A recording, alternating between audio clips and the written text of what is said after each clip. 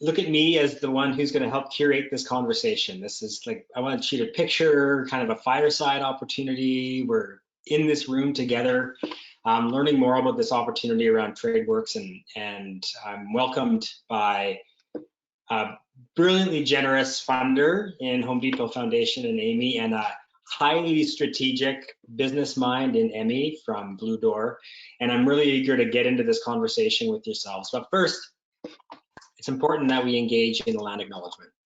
Always before we begin, we want to acknowledge that since this webinar is being held online, a singular land acknowledgement doesn't capture the richness of our distribution across many locations in Canada where you find yourselves.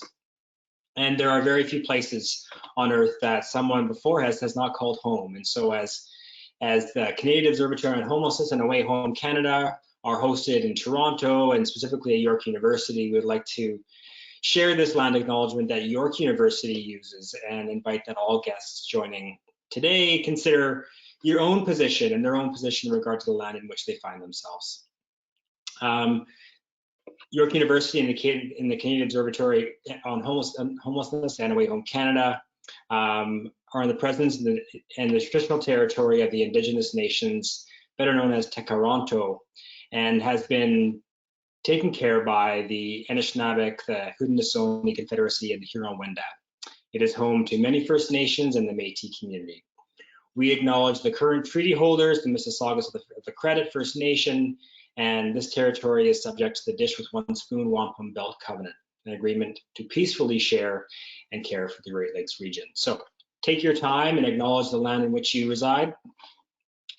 And I'd like to first introduce, well, our panelists are going to introduce themselves. And I guess it's hard for me to call them panelists because there's going to be the nature of this presentation, this webinar is going to be a short presentation, but then engaged in dialogue, and where we can sort of dig into the so whatness of this work, and where do we find ourselves, and sort of where do we sort of sit ourselves within, how do we learn more about this, how do we proceed, how do we work alongside this work that's happening nationally, and gain the learnings and understanding that's happening. So I'll turn it over to yourselves to introduce yourselves. Amy first, maybe? Great, well, thank you so much, David, and very excited to be here with all of you today. I am a relatively new face to many of you, representing the Home Depot Canada Foundation as our Senior Manager of Community Investment, and hoping to be an increasingly familiar face. So if you don't know me that well, hopefully you at least know the role we've played in terms of working with our mandate to prevent and end youth homelessness. And so I've been with the Home Depot Canada Foundation for just over a year now. And my background is all nonprofit. So prior to that, I spent time in corporate fundraising with the Boys and Girls Clubs of Canada, spent some time with Plan International and a few other organizations. So very excited to be here and be representing the Home Depot Canada Foundation and among such great company. And I'll give you the chance to introduce yourself, Emmy. Thank you, Amy. Welcome, everyone, and just so happy to be here today. My name is Emmy. I'm from Bilodeau.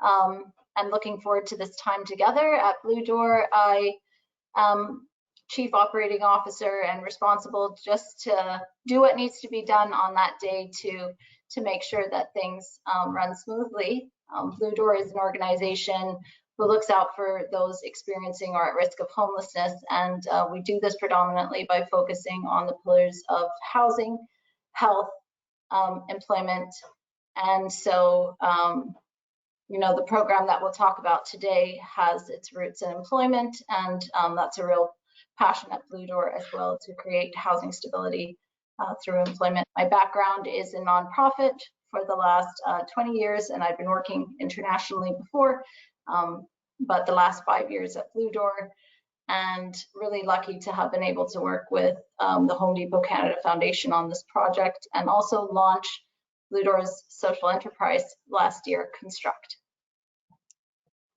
Over to you, David. I think this is where we get into the presentation, right? So our behind the scenes people who are going to bring that up, let's do that now. I'll go off camera for a bit. Be back. Great. Thanks so much, Lindsay. And If you joined our conversation, or the previous conversation, I should say, which Emmy was a part of back in April, you would have heard her teasing some of this conversation and talking a little bit about that at that time, about how we will be launching our new initiative, TradeWorx. So just wanted to take a few minutes on behalf of the Home Depot Canada Foundation, I guess, to provide what I'm hoping would be valuable from a lens perspective of why we as a funder are so excited about this work, and how we see TradeWorx really becoming a legacy initiative for the Home Depot Canada Foundation moving forward. And Lindsay, if you wouldn't mind going to the next slide, but we had some great advice from David that there's a value in also taking a few minutes to give some insight and some potential cheat sheet opportunities. So I'm hoping we can just quickly have a conversation. And what I really want to do here is kind of be able to, I guess, land where this work sits for us in terms of where the foundation is planning to go in future years. And I would hope that, you know, many of you have had the opportunity to work with the Home Depot Canada Foundation, whether that's from a collaboration perspective, whether you've had the opportunity to receive funding, or join some of my colleagues on some of the great panels and conversations that we try to be a part of on a regular basis. So we're currently in our $50 million pledge. So it was 2013 that we started our work in wanting to really address youth homelessness. And we established our sort of mandate and our focus at really honing in on preventing and ending youth homelessness. As a foundation, that work's very important for us. We approached it for a few reasons. One is that we saw obviously a great need and a great opportunity to make a big impact in this space. I think there's a natural alignment that you can kind of connect the Home Depot and the work that we do from a business perspective, and where there's opportunity for us to support housing programs and wanting to you know, live in that affordable housing space. There's an obvious connection there. And we also really wanted the opportunity to prevent youth from entering into chronic homelessness. And so that was a big incentive for us to get into this work initially. So we're at just over 43.5 million of this $50 million commitment. And what that means for us is that we're in a time of really looking at, okay, what has this funding done? What have we done together with all of you as our partners in the space? What have we learned? And what more do we have ahead of us? And so this is our theory of change. I'm sure there are many of you on the call who have actually helped to advise this work, whether it's through research you're doing in the sector, whether it's through some strategic conversations we've been having to date. So this is where we are starting to land in terms of what our theory of change is going to look like in the coming years. And I've got draft written across there with intention, because this is still a work in progress. But what you can see is where we're starting to kind of position our work, the ultimate impact we want to accomplish. And it's really, you know, through collaboration with all of you that we're able to get to this place of being able to determine what it is the work that we want to do moving forward, how we're going to challenge ourselves to do that. So you know, very much looking forward to having this conversation today, and we work in great collaboration with organizations like Bilodeau to bring this work to life. But we also identify our role as a funder, and that you know, we are not direct implementers of the programming, but we have the opportunity to create great influence through our funding investments. And we also really are passionate that we have a responsibility to approach our funding and our investments with thoughtfulness, with collaboration, with an equitable lens. So a lot of what you see kind of outlined here has been advised by many conversations and is really meant to hold us accountable. So a lot of the key themes I've heard in the conversations we've had together, especially within this podcast, around the value in investing in quality wraparound community supports. You know, we need to rethink what stable housing looks like and how we're expanding it. And then, of course, TradeWorx fits so well into accessing youth employment readiness, and that will continue to be a huge focus of us moving forward. So just kind of wanted to share this. The other thing I think we'll talk a lot about today is there's a real value in what I think originally drew the Home Depot Canada Foundation to TradeWorx and to looking at this work and you know, this space is the innovation. We are really holding ourselves accountable to what's different, how do we continue to make a greater impact, and how do we foster innovation within all of our charity partners within that Canadian climate. You know, we truly believe that that's how we're going to find the right solutions to ending youth homelessness. And so I encourage any of you that are joining us today that, you know, want to continue the conversation and see opportunities to work together to please reach out. I'm hoping this is the beginning of many fruitful conversations. And then on the next slide here, Lindsay, if you don't mind flipping us through.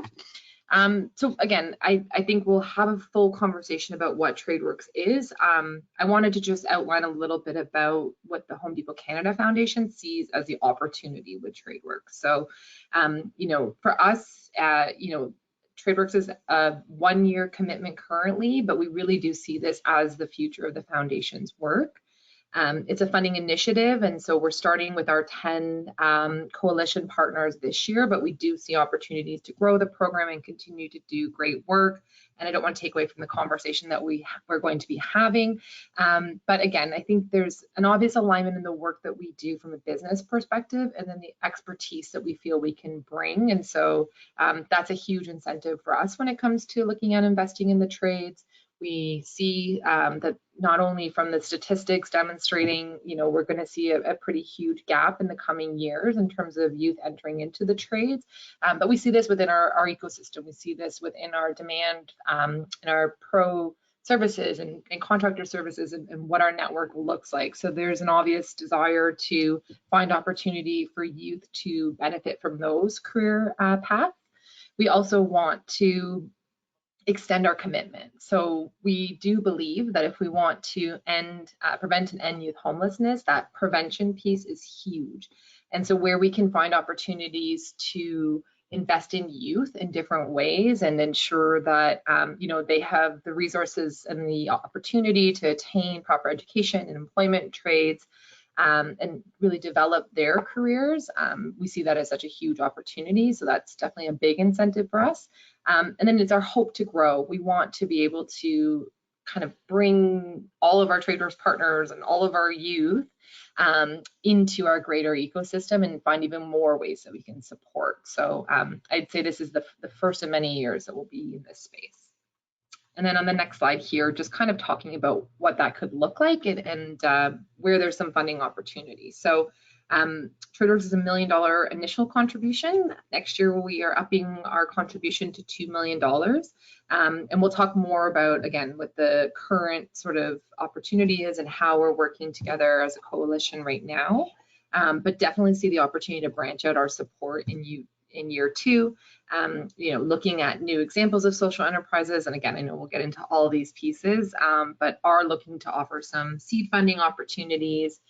In year 3, we would love to be able to do some capital investments, actually investing in structures for things like running skilled trades programs, renovations and purchasing of affordable housing units and transitional homes. So this is all kind of our forward opportunity and where we see TradeWorx from a support from our investment perspective, hopefully continuing to expand and grow. But I will just say that from a timeline perspective, if you're looking for opportunity, if you think you have, you know, a great project that could align with some of what you learned today, definitely look for our call for grants. We'll be opening that in early 2022, likely a February or March timeline. So hopefully you see some opportunities to work with us. And then just on the next slide here, I will wrap it up so we can get to our conversation, but just other ways that we see TradeWorx coming to life. So whether that's through mentorship, being able to leverage our network, our pros. If you're interested in doing some more research, the US Home Depot has a fantastic initiative called Path to Pro. They've really integrated into all their business practices. It's less run by their foundation. It's more of a core business driver to be able to invest in youth in the trades. And they're doing some great work that we're hoping to bring to life here in Canada in future years. We want to be able to offer scholarships, more of an individual youth support we think is really important. And as we've been celebrating TradeWorx in a few different ways externally the last couple of weeks, we're definitely getting a lot of inquiries, people looking, saying, how do I as a youth get more involved in the TradeWorx program? And really capacity building is a huge driver, and we'll get into that in this conversation. But I think when we talk about innovation and the opportunity from a funder's lens for TradeWorx, for us it was the opportunity to directly impact 100 youth with our initial $1 million contribution was huge, but also knowing that we have these fantastic 10 partners who are coming together, some with a legacy of running social enterprise, who've done it for years and bring this great knowledge, and some that are really entering into this environment and need that mentorship and support. And so we just see that as such a great opportunity to build capacity and want to continue to be able to do that work. So I hope that wasn't a little too dry or too much information, but hopefully you found that valuable, and wanted to share that as an overview as we start this conversation.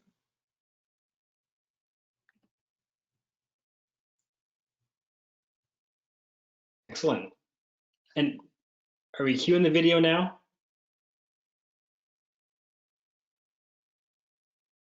We can, yeah. Let's do it. We're gonna.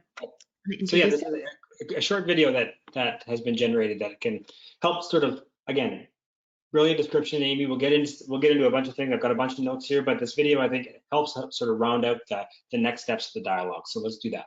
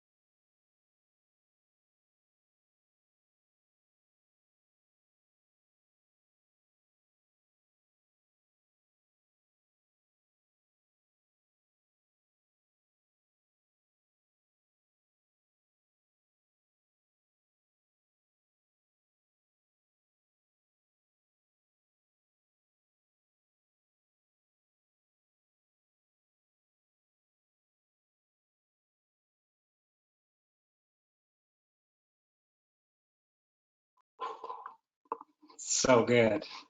Wow. I love it. I love it. This is what we've been talking about for years around prevention.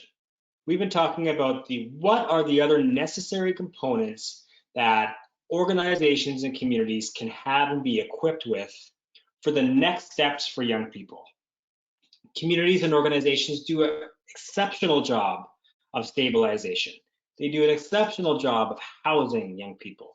They do an exceptional job of reconnecting young people with family and natural supports. But what's next? And this is the what's next part, around how do we ensure that young people are equipped with the tools and the resources and the right kind of capacity to go to that next step. And I love the idea of a spoken word video to describe sort of the change that young people have been asking for. But this is what we've continued to hear from young people as we engage with them around, like, what do you need next? And they need a launching pad. They need a platform to be successful. And TradeWorx is just that.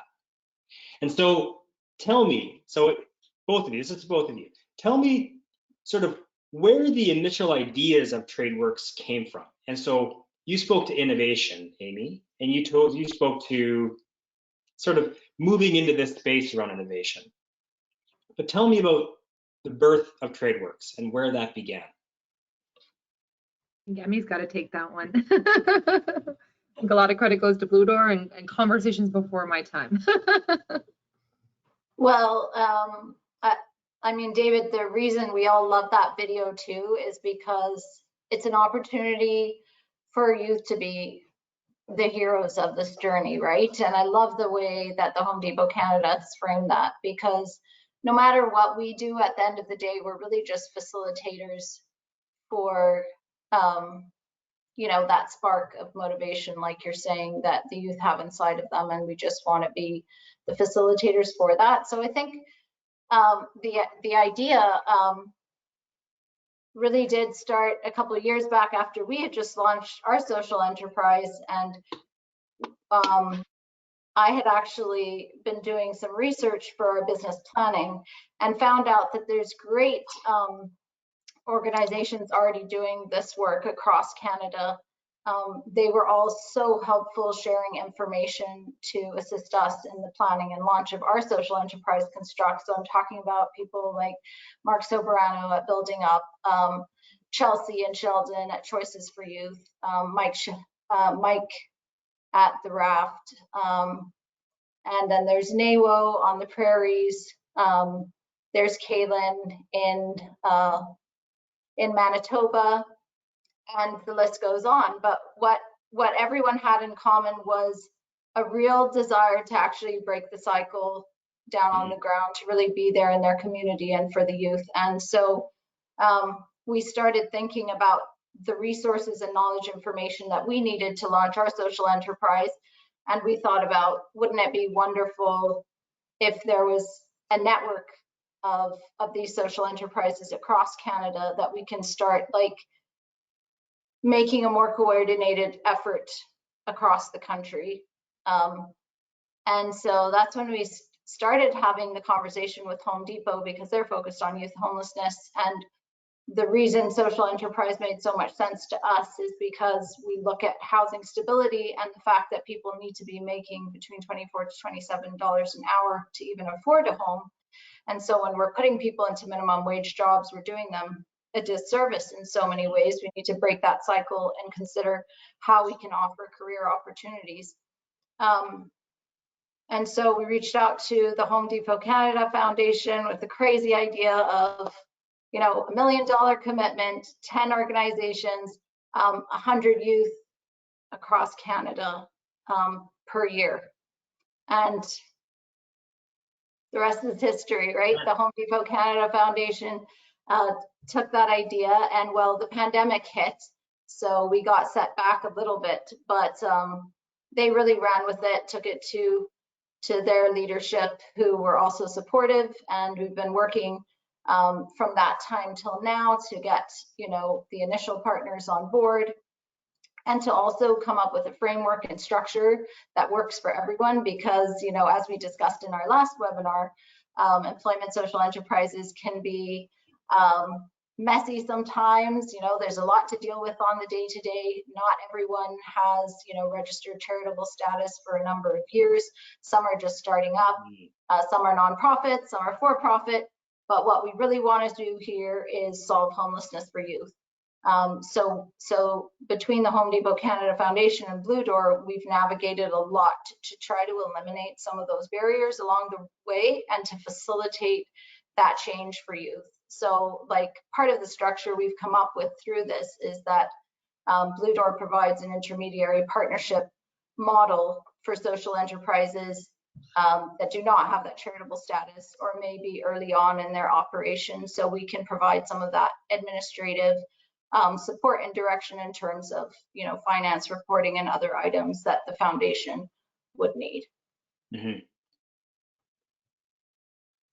And I would just add, like, I think that perfectly summarizes it. And thank you, Emmy, for being very generous. We did take some time to have these conversations. I think we were in, but I think, and when we talk about the spot that we just showed, the biggest thing that we needed to kind of achieve, and I think, you know, for us, it was about demonstrating how is TradeWorx a solution to ending youth homelessness. And you know, we've been in a housing space, and we've been doing so much great work in this sector for so long.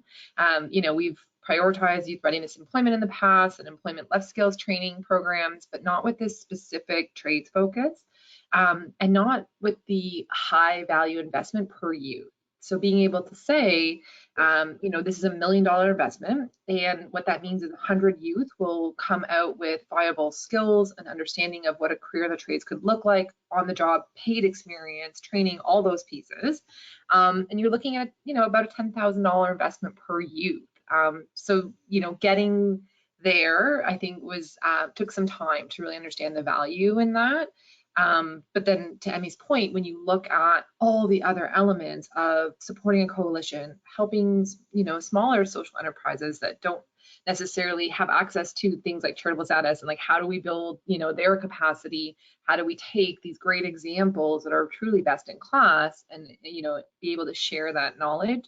It just became this sort of, you know, giant win-win-win opportunity for us. Right. Right. I'm going to go out on a limb and guess that the attendees that are here for lots of reasons. They're here because they want to get into social enterprise, so they know what it is.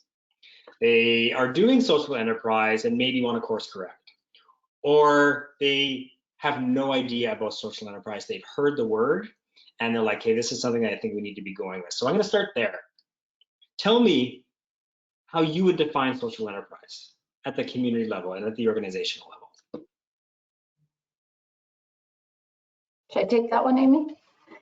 Okay, well, social enterprise can look very different for different organizations. It would be based on your mission and what you intend for the outcomes to be. It can be, as I mentioned before, it can be in your charitable structure. It can be completely independent as a nonprofit. It can even be a for-profit.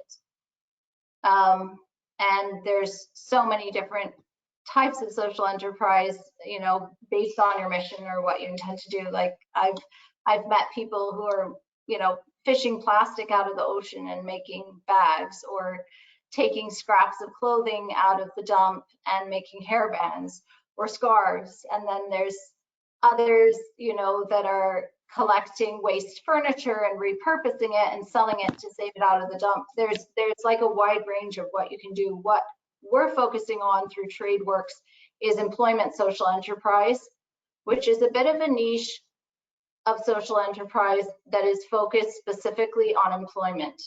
And what a number of our social enterprises are doing are they're linking employment social enterprises, which essentially focus first on taking someone who's been detached from the labor market, either as a result of a lack of appropriate skills or educational backgrounds, or maybe being a new Canadian, don't have the network or resources to connect. And we provide the training and the resources to just get over that hump as we connect them to long-term careers. It's different in the sense that a parallel employment social enterprise will keep people working with the social enterprise over time. Mm-hmm. And that model can be very good for, you know, those who might be experiencing, you know, long-term differing abilities or disabilities, mental or other, because in that way the organization can keep working with them on an ongoing basis to provide the supports they need. The linking employment social enterprise focuses on providing the supports that the individual needs to get them into an independent, you know, career, and, you know, ultimately break that cycle for themselves. And that's kind of the model of the employment social enterprises under TradeWorx, and our focus to connect individuals into careers in the trades. Does that help? It's great. Amy, anything to add to that? No, I would totally agree. And I think for us, it's about, you know, it's about bridging that gap and really being able to serve that immediate need of labor, and then, you know, leading to a job creation and the training and education pieces. So I think all of that is kind of that, to your point, when we look at the basics of social enterprise, it's that sort of really thinking through that full circle and you know, where the business opportunity lies and how that creates social impact and outcome. And so for us, you know, that's the biggest priority, is that we're investing in these youth, but that the youth are also the priority. So whether they choose to stay within their current labor that they're trained on, or, you know, that's fantastic, but we want to see them continue to grow and flourish. And even as you see in the spot, we want like a TASE, you know, contractor services and things like that. Right. Now, because the funding is for a year and it's structured that way at the moment, does that mean that these opportunities at the organizational level are time limited as well? Is that what you're sort of seeing as the projects are unfolding? Is that that each of the projects has a time limited experience for the young people, and they move them into kind of this, to your words, and the independence, or that next step afterwards? Tell me more about that.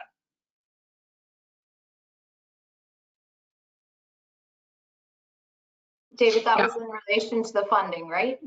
I'll let you Well, take that. I'm thinking about if I'm sitting, I put myself in the community hat, and I'm thinking Sure. about, okay, so what does this mean for if I were to do this myself? Does that mean that these kinds of opportunities are time limited, and that we've got a year to work with this young person? Tell me about those kinds of dynamics. Yeah, so in terms of the amount of funding received in the year, yes, but I think we see it as an ongoing journey depending on the youth and the individual needs that are being served. And correct me if I'm wrong, Emmy, but that could be like a 4-year cycle depending on the youth and the approach that the coalition partner is taking. So we want to be as flexible as possible. Like as a funder perspective, we just appreciate that these are, you know, delicate youth, and it's a different approach in terms of how we're training and educating these youth. And I think, you know, really customizing per individual is what we have been investing in and see as the greatest opportunity. But I'll let you speak to that more in practice, Emmy. Yeah, to add, I don't think it would be, you know, it wouldn't make any sense for us really to put a specific time frame around a person, right? And so we're actually humbled doing this work that, you know, we went in like based on our research, like these are all the supports we're going to have in place that are available. And then when we're actually working with people, you know, you learn something that you didn't realize was a need, and you add that to your offering, right?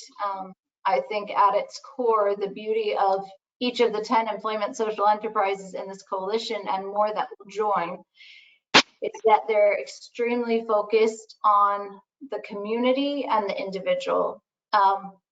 So much so that, you know, like, I mean, when you talk to different members of the coalition, you know, the stories that you hear and the impact that is shared is so important, like the focus with each individual. And sometimes it's just a light touch, you know, just you provided that training and that connection and they're off.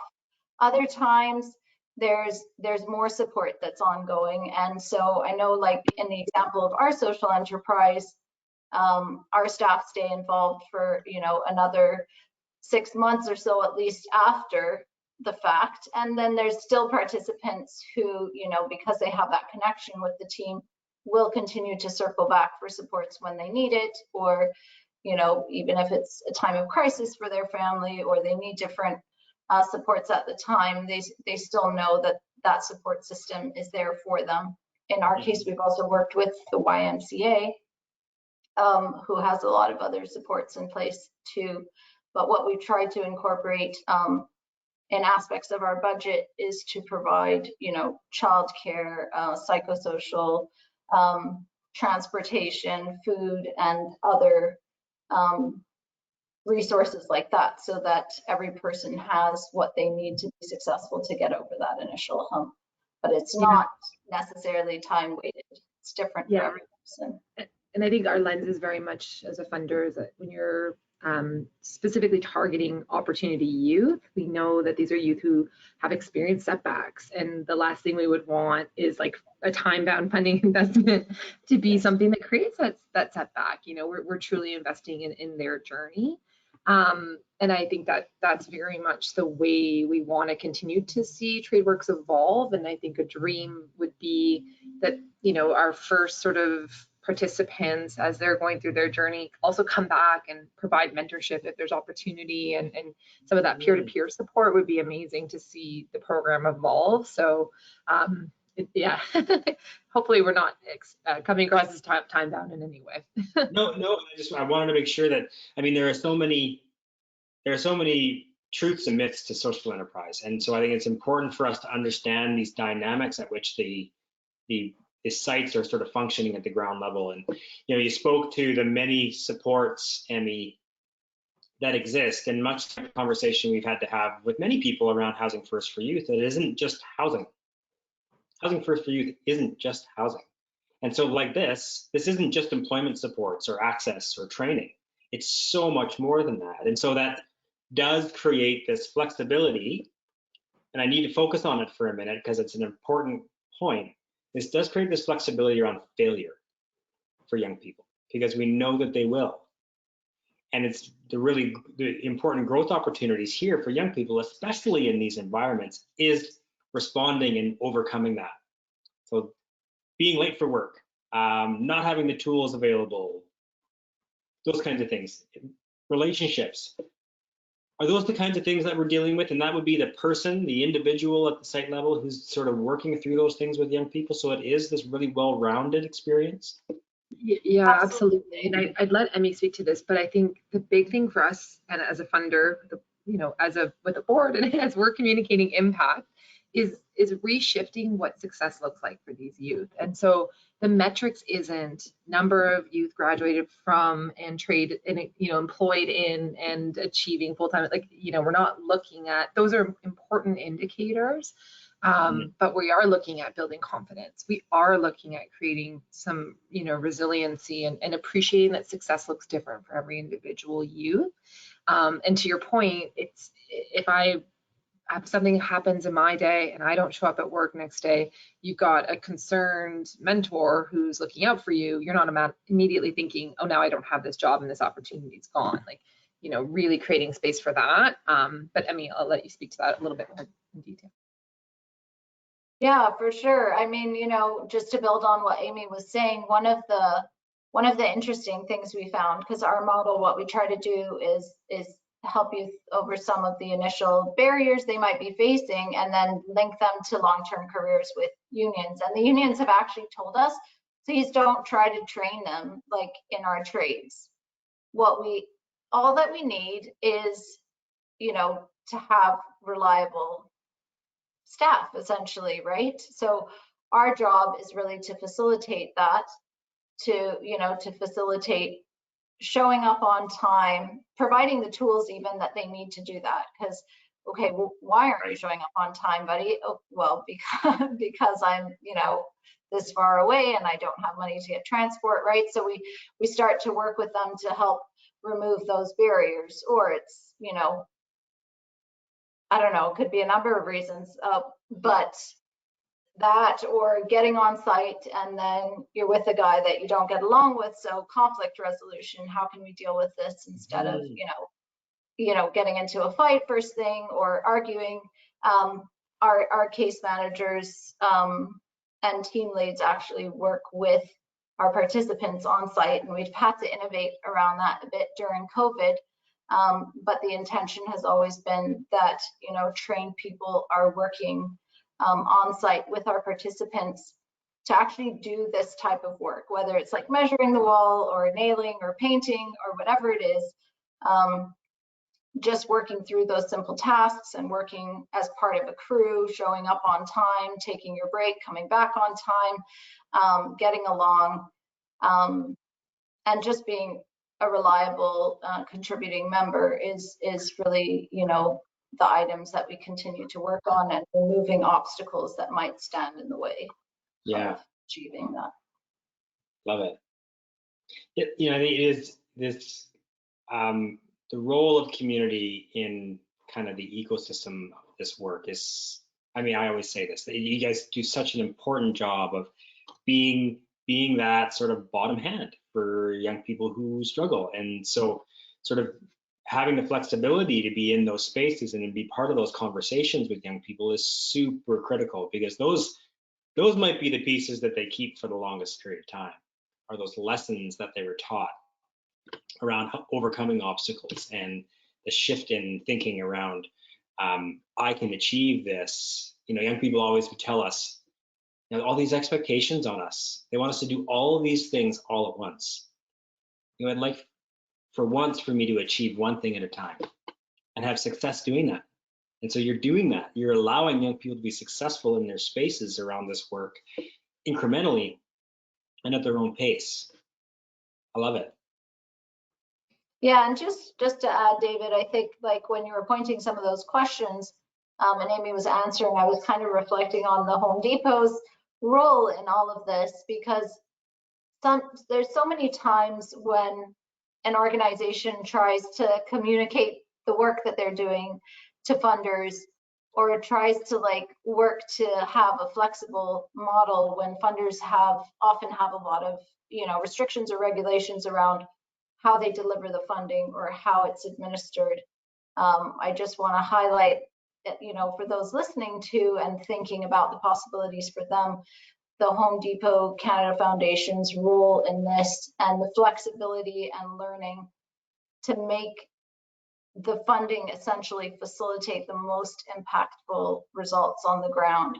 And so what TradeWorx essentially does recognize that the work that's being done in the prairies is completely different from the work that's being done in Toronto, from the work that's being done in Barrie. And that's the beauty of TradeWorx, right? Because it allows this coalition to take like a localized approach across Canada, where we have a federal coalition, but each group is still focused on local and what the local community and the individuals need and what they're hearing from people on the ground. So that's really awesome. Yeah. Well, we appreciate that. and huge thanks to Blue Doors and your leadership as well. I mean, I think, we're only as strong as our network, and especially the last 6 months, focusing on really understanding what TradeWorx is going to look like. You saw earlier in our presentation the theory of change that we've been working on. I feel like we're learning so much every day, but the transparency from our partners and being able to say like, hey, this is a real barrier and you need to think about it, or these are obstacles that are always changing. And especially during COVID, I feel like we've learned so much as a funder in this space. And I know all of us are learning in terms of what, the opportunity to provide natural supports in the home, because you don't have the opportunity to leave home during a global pandemic, and all these things that we've learned as we've gone through this work together, I think has been so insightful. And it's definitely our intention and our goal moving forward to just continue to, be that collaborator and just benefit from all of what we hear from great partners in terms of where we need to be shifting and pivoting and trying to be as agile as possible, so that we're always doing good and we never want to be investing in the wrong interventions. Love it. See, I've heard the word coalition, and I've heard the word sort of partner, and so I'm also thinking about those people on the attendee list and those who will be listening to this afterwards, who want to be in this space. And so I've got some questions around that. So what does that mean to be engaged and maybe come on as a partner or a part of as a coalition member? And sort of a two-pronged question: what would they need to have in place in order to do that, to sort of be welcomed into the coalition? So does an organization need to reach a level of readiness around social enterprise in these next steps? I think that will definitely, it looks so different, as we've talked about, in every situation. I think if you're at a point where you haven't started one, you'll definitely want to start your planning and thinking around what it would look like, who you're serving, what's the value add. In the case of TradeWorx, we are really focusing on the trades and creating those opportunities for youth to enter into careers in the trades. Like Amy touched on, there's a huge void in the market. I think it's like 300,000 in the next decade of positions that we're lacking in the trades. So like if we try to look at the opportunity that there is for youth who might not be in education or employment, to channel their energies into trades, they can have a viable career, housing stability. Why would we not facilitate that? Like, we're kind of making business and charity work together, which is a great combination. It's that collective impact that we also talk about a lot now. And so I think that you'd want to start with planning around social enterprise, and Amy will speak to this, but I think in years to come that the Home Depot will also be willing to invest in startup pieces for that, but essentially clarify where you're going and who you'll be serving and how you'll be serving, and then the conversations can continue. I think for this year, David, there's the 10, and it's almost like a pilot in some ways, where the Home Depot is working with these 10 organizations, but going forward, like anyone who has, you know, established something, and when I say established, it doesn't have to be, you know, like an empire. Social enterprises can be messy. So if you're starting out and you need support or guidance, or you have something in place, but you're looking for funding for those social pieces to put your participants through training and into the trades, let's start the conversation. And then I think in years coming there, you know, that there is an opportunity, like Amy said, in February 2022 for more organization and social enterprises to join this coalition and for it to grow, because like you said, I think it really is an opportunity and it's the future. And I think no matter how hard we're working, we're not going to like fill all those spots overnight. I don't think there's competition here. Like the more people that want to engage in this work, the better. Yeah, I would agree, and it's going to evolve, I think, as we kind of ride this together. And to Emmy's point, we really see these first 10 members of the coalition. They're the first ones to receive any support from TradeWorx. They're really creating a solid foundation. Next year, it is our intention to have seed funding available for new. So if you have, like Tammy's point, if you've thought about playing in the space, you think you have an opportunity within the trades, definitely would love to have you reach out and kind of continue that conversation, because it would definitely be our longer term goal of the program, that we're able to kind of bring in some of those really preliminary social enterprises, give them some of the tools and training as well, and maybe then they exist in our sort of areas of support, or maybe they continue off in a different direction. That's okay too. So I think we want these learnings to really sort of permeate and to be of value. I would say year 2, we're also going to be looking to expanding into some areas where we're already serving youth, and this type of programming could enhance the way we support youth. So we have some great partnerships, for example, in Quebec, and we don't currently operate the TradeWorx program there.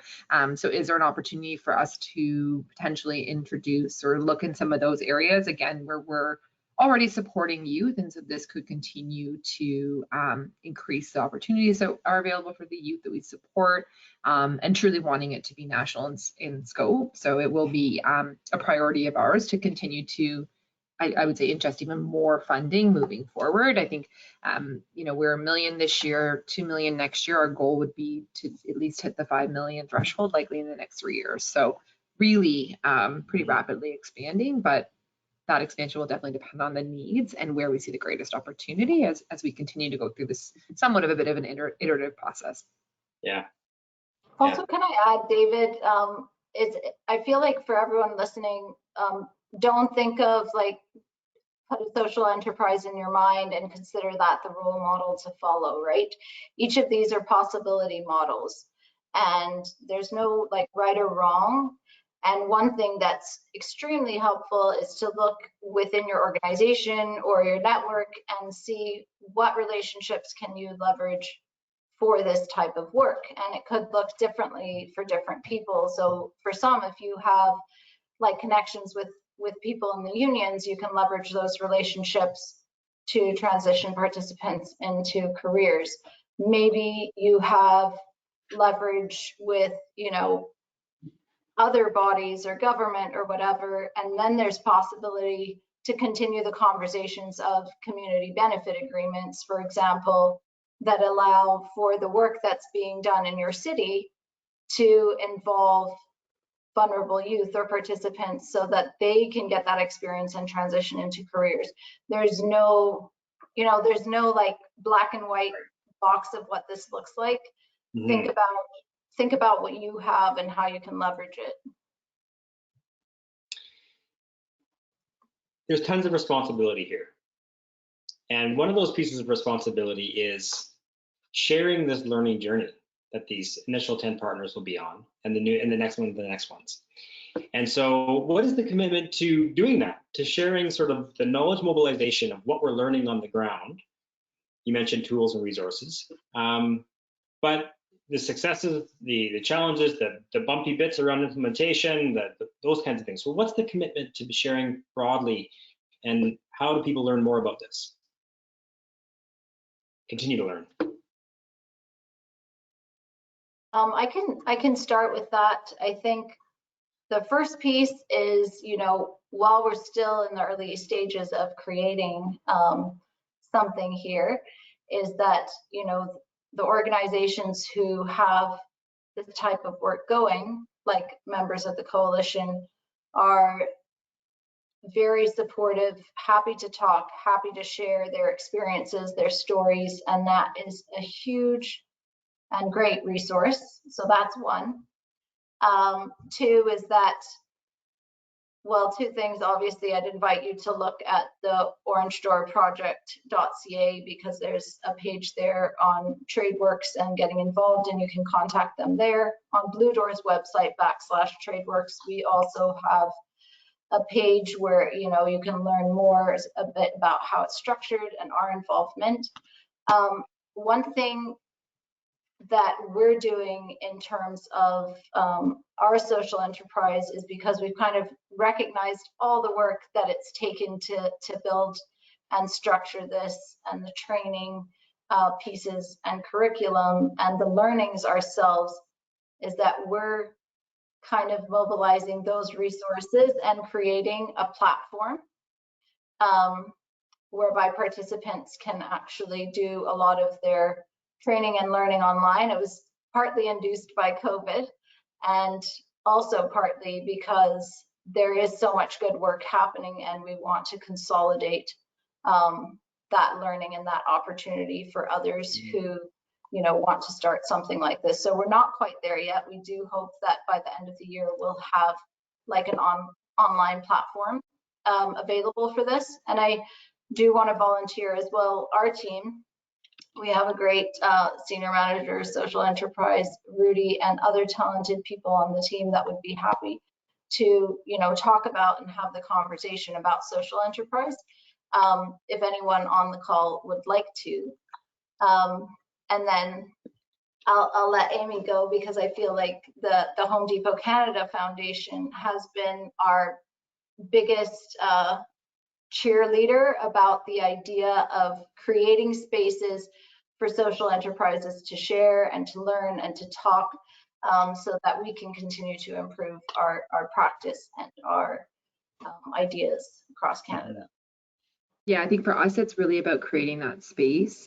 So being able to announce TradeWorx externally, it wasn't just about announcing the Home Depot Canada Foundation's commitment. It was about giving that spotlight both to the program and to our 10 initial partners. And we plan to only continue to do that. So wherever we can have conversations, wherever we can interject more visibility and kind of leverage our space to create more awareness, that's going to be huge.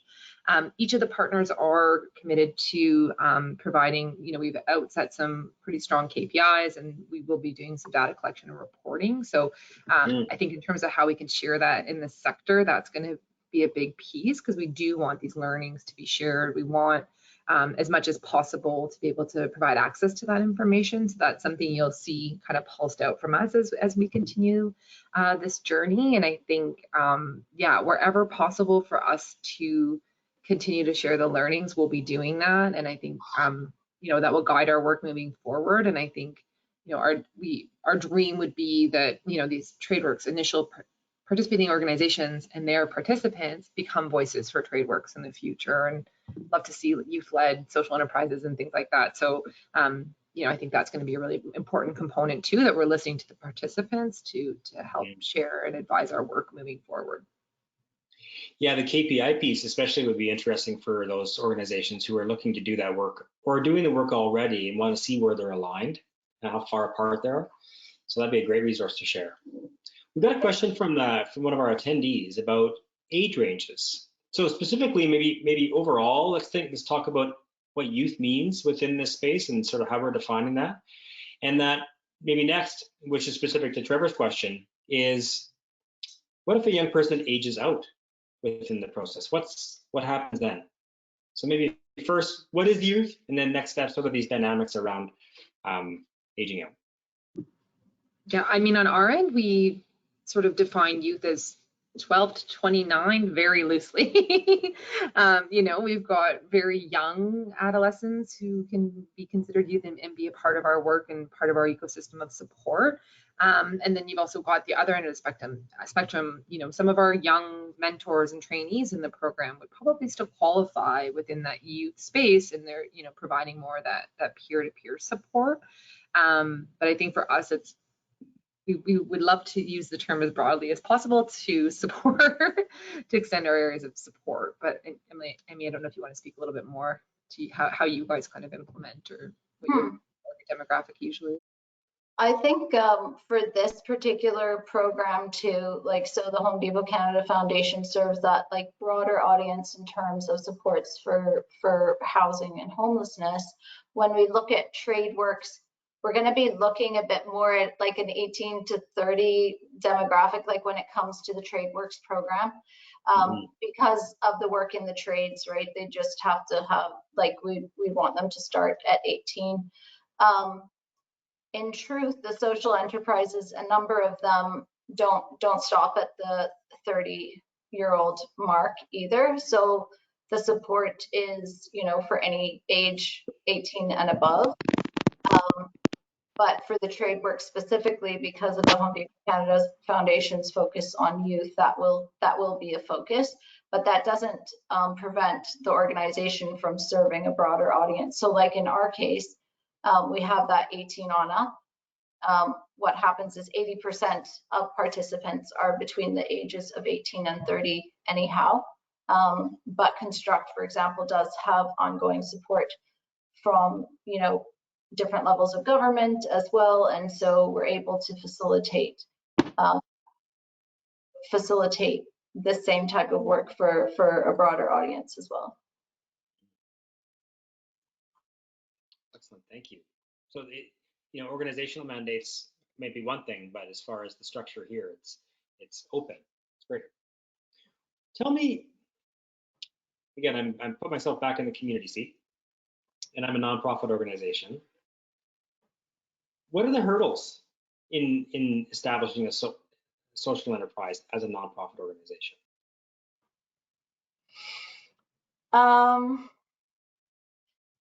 That's a huge question. So it depends on the social enterprise you're wanting to establish and where your organization is at, right?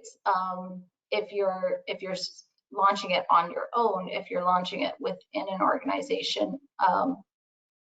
So like if you take example of Building Up, that was something that Mark launched on his own independently. And I think, you know, he speaks of his experience of like, you know, it's basically a startup and you have so much work to do to build that social enterprise from the ground up. And years later, he's running a very successful employment social enterprise.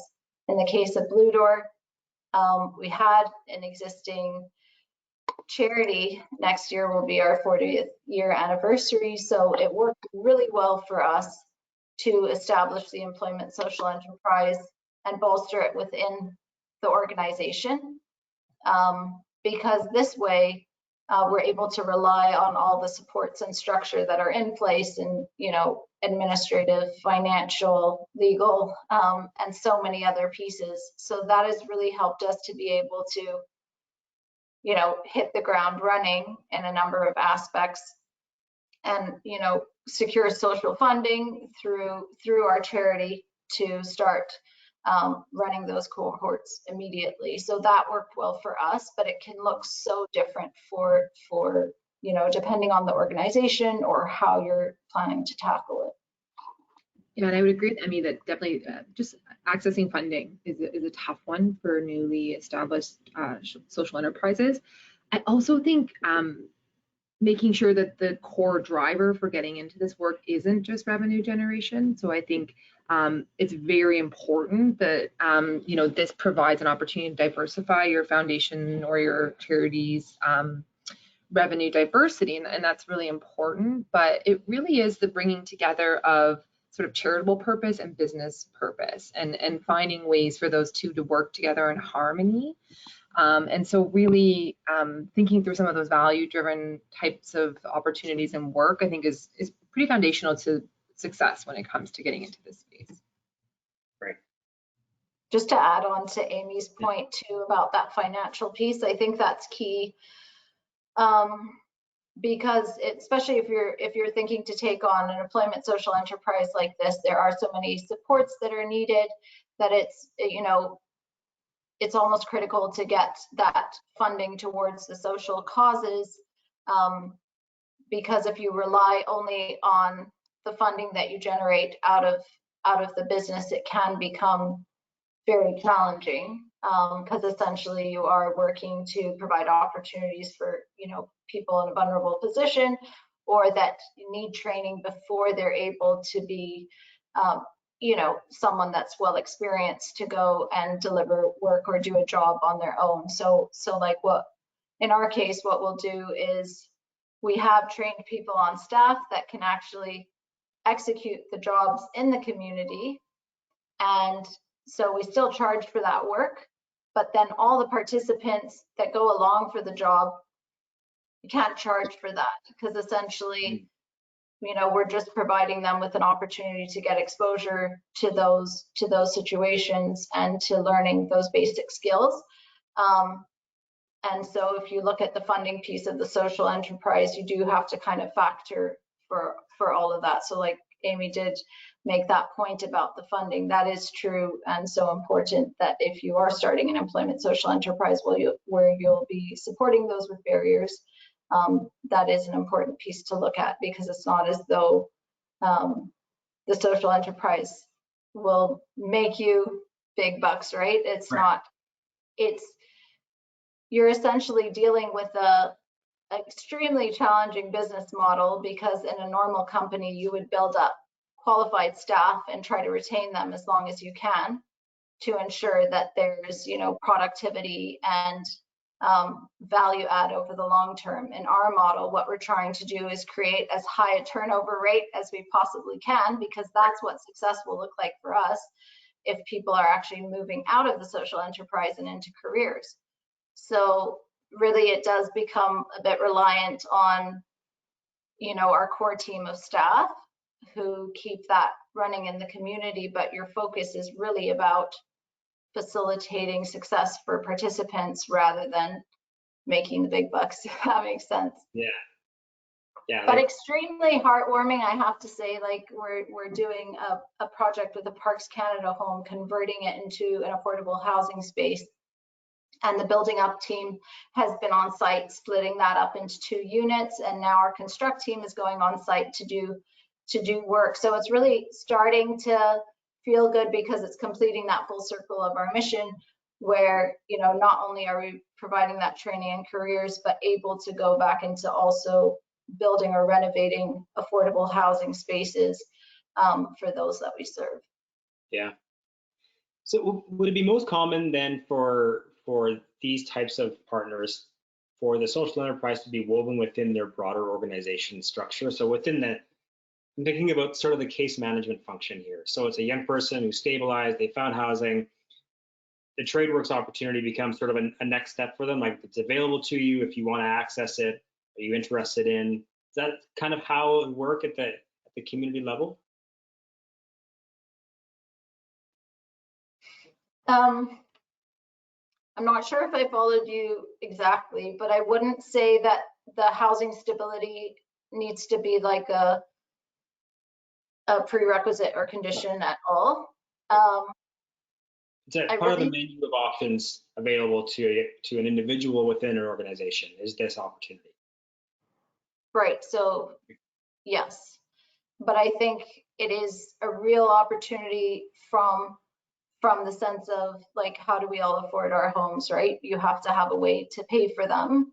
So some people who may have other plans, or they already have a job or career in place, and there's just other pieces at play, then that's different. Whereas if people are reaching out because they're struggling to attach to the labor market or are not in education or training, that yes, this definitely provides that platform to a career and then ultimately to housing stability. Mm-hmm. Another question, which brings up the realities of who we're working with and the multiple intersections that young people have with the social service sector. Criminal history, for example. Does that complicate things working with a young person or engaging with a young person with a criminal history and moving into the space around TradeWorx, or is that's just sort of, that's who they are and that's what you get?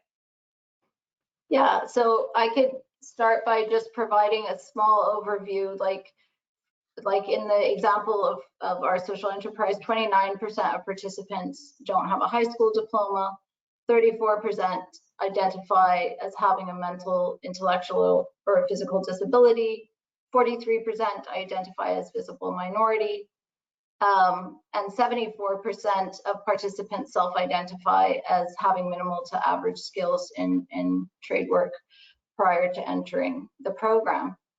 And like you said, there's also, you know, criminal history or other things at play. We consider those as, you know, they are barriers now, but we're here to help you navigate what that can, you know, how that can change so that it's no longer a barrier. And we work with each individual depending on the situation. And so a recent story that I heard through this work was, you know, a young man who identified as visible minority and had absolutely no identification or anything. The team worked through each of those challenges to get him the ID, to get him a bank account, to get him past all those challenges so that he could work. And, you know, at the end of the support and interventions, he left assertive, confident, and happy. That was, you know, their lines about it. And I know that Building Up too has had a lot of experience with those who are leaving the justice system, and just working to help people reconnect. There are so many who are motivated to change up what's happening and to break that cycle. And it's again about providing that connection and helping them to navigate that change and to reconnect to opportunities outside of the justice system. Yeah, I think I would, part of our work. to your point, David, it's a bit par for the course. I think we're anticipating the complexity of barriers that each individual youth faces, and that's why that individual sort of strategy per participant is so valuable. Mm-hmm. Well, this has been rich. What haven't we covered? What did you think I was going to ask that I didn't? Well, you know, I was just going to say, I don't know if there's more from the audience. There isn't. Because I think it's important for us that this information is helpful for everyone listening. Not only that it's engaging or that you're hearing us speak, but, you know, we just ask what would be interesting for you to hear about, or any specific questions about TradeWorx or how we can support going forward. Be happy to hear. Mm-hmm.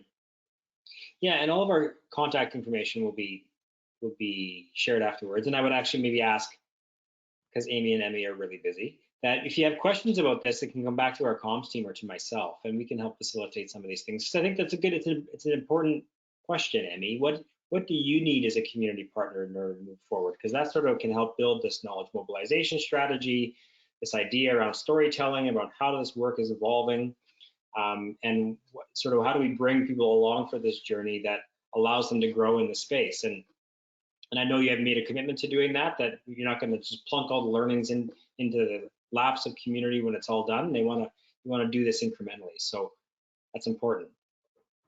Yeah, when we're talking about creating spaces as well, what would you want to see in those spaces? Like, what would be helpful to you? What opportunities would you find useful?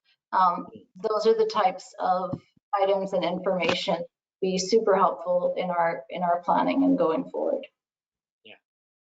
Yeah, I agree. And I really just appreciate the opportunity and the time today to kind of help to share why we're so excited about this work and kind of get more into the nuts and bolts and the nitty gritty, but also help to try to contextualize a little bit why the Home Depot Canada Foundation wants to play in this space and where we see all this great opportunity, and just hope that we can continue to foster innovation. And to your point, David, would just love to hear anything further in terms of needs or opportunities, and that hopefully this is the first of many conversations about TradeWorx. Well, on behalf of Away Home Canada and the Canadian Observatory on Homelessness, you should be excited about this opportunity because it's a social innovation at its best. It's community collaboration at its best, and it's really taking the tools that we know young people need to them.